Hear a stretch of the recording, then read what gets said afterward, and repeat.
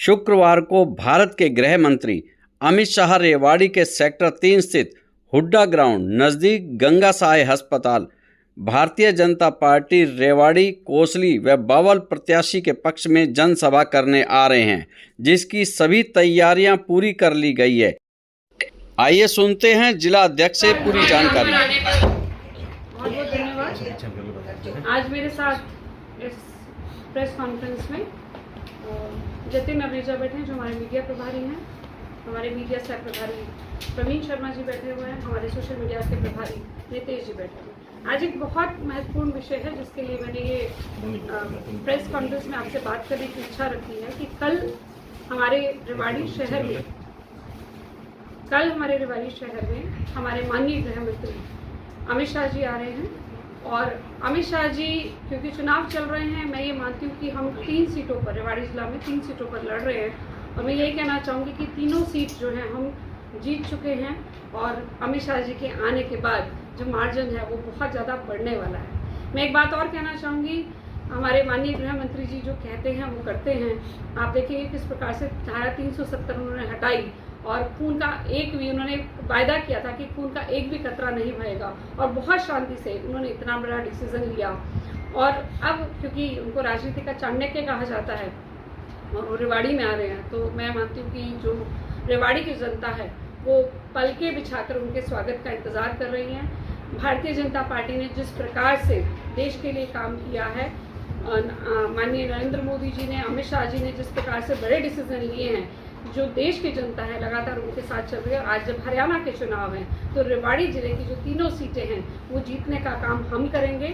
मैं ये भी कहना चाहूँगी कि इस समय चुनाव इस दौर पर पहुँच चुका है, अगर हरियाणा की बात करें तो तमाम तरह के जो मैं कहना चाहूँगी ओछी हरकतें पे भी उतरेगा विपक्ष। क्योंकि आपने देखा होगा कि कल हमारे माननीय मुख्यमंत्री नायब सैनी जी भी आए थे और उसमें लोगों का जोश आपने देखा।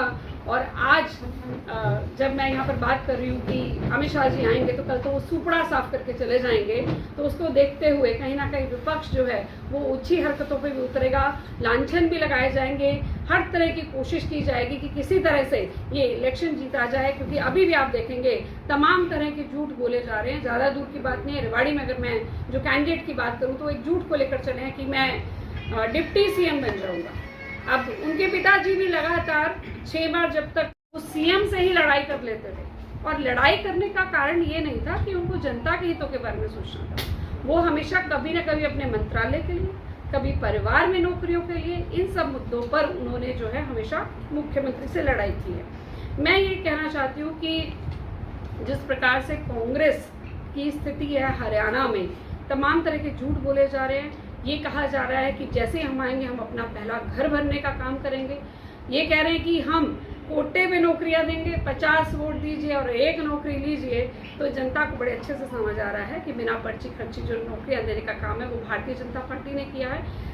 जब रेवाड़ी की जनता वोट देगी तो वो ये भी देखेगी कि एम्स किस प्रकार से बन रहा है, 152 डीबी उनको ध्यान रहेगा। आसपास जो जिस प्रकार से डेवलपमेंट हो रही है, अगर मैं बात करूं देश में भी किस प्रकार से हम विश्व गुरु की तरफ बढ़ने की तरफ जा रहे हैं, हरियाणा में जो डेवलपमेंट्स हो रही हैं, नायब सैनी जी ने जो अपने कार्यकाल में बड़े एक्शंस लिए हैं, उससे पहले मनोहर लाल जी ने भी 9.5 साल बड़ा अच्छा कार्यकाल निकाला है। तो उसको देखते हुए हरियाणा में फिर से सरकार बनने जा रही है, तीसरी बार सरकार बनने जा रही है, और तीनों की तीनों सीटें जो रेवाड़ी में हम वो जीतने वाले हैं। मैं यहाँ पर एक बात भी और कहना चाहूँगी कि यहाँ के जो रेवाड़ी के विधायक हैं वो हिसाब मांग रहे हैं हमसे। हैरानी की बात है, जिन्होंने 50 साल यहाँ पर रूल किया है वो हमसे हिसाब मांगने चले हैं, अपना हिसाब वो दे नहीं पाते हैं।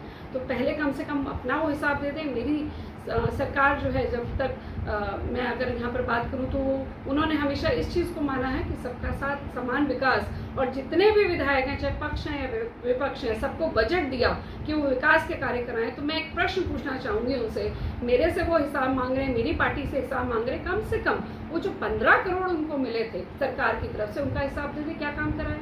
तकरीबन 60% जो पैसा है उसका कोई बजट इन्होंने नहीं दिया है।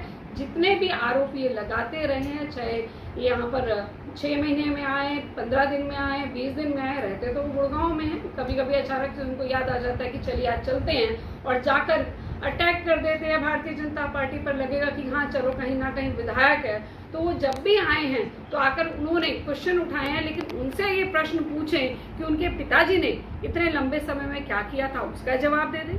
और ये आज जो रेवाड़ी की दुर्दशा ये की बात वो कहते हैं, वो दुर्दशा किसने की? मतलब एक सर्कुलर रोड बना नहीं पाए, पानी उनके घर के आगे भरा करता था, सिंचाई मंत्री से शायद सिंचाई वहीं से हुआ करती होगी शायद, इसलिए वहाँ पे पानी हटवाने का काम नहीं किया। और ज़मीनों का जो मामला है वो भी चल रहा है, किस प्रकार से नहर की पाइपें दबवा कर ले जाया जाती थी, तो परिवार से कभी बाहर नहीं निकले, नौकरियां हैं तो परिवार में मिली हैं, कभी जनता के बारे में नहीं सोचा।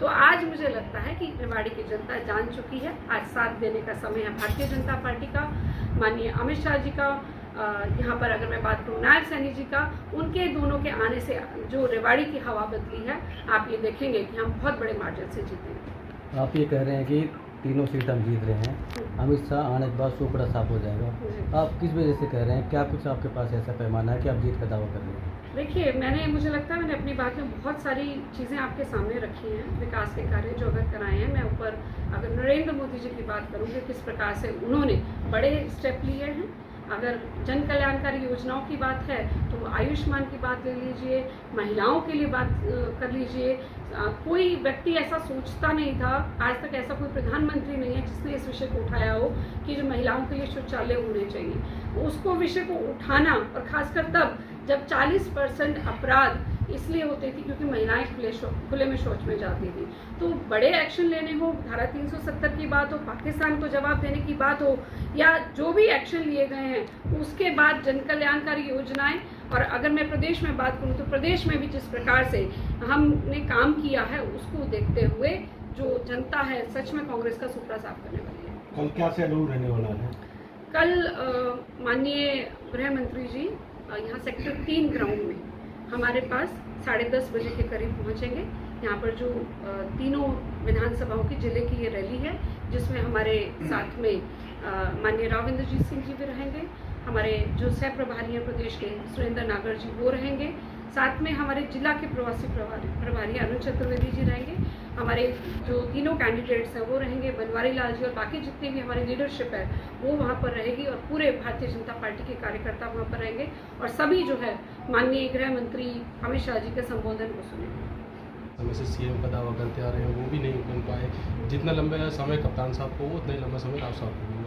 तो किस तरीके से देखते हैं, अगर चिरंजीव राव को मुख्यमंत्री का दावा गलत है तो राव साहब का सीएम का दावा कैसे सही है? देखिए, जहाँ तक आप दावे की बात कर रहे हैं, यहाँ पर इच्छा जताना और दावा करना दोनों में फर्क होता है, और झूठ बोलकर राजनीति करना। मुझे नहीं लगता कि उन्होंने कभी भी एक बार भी दावा किया है। इच्छा जताने में कोई बड़ी बात नहीं, मैं भी पार्टी के सामने अपनी इच्छा रख सकती हूँ कि मुझे किस दिशा में जाना है, लेकिन जनता के सामने इलेक्शन के समय में झूठ बोलना, दोनों चीज़ों में फर्क है। राव इंद्रजीत सिंह भी कहते हुए नजर आ रहे हैं कि 12 साल में कोडी के रेट बढ़ जाते हैं, तो क्या वो इच्छा है या फिर दावा?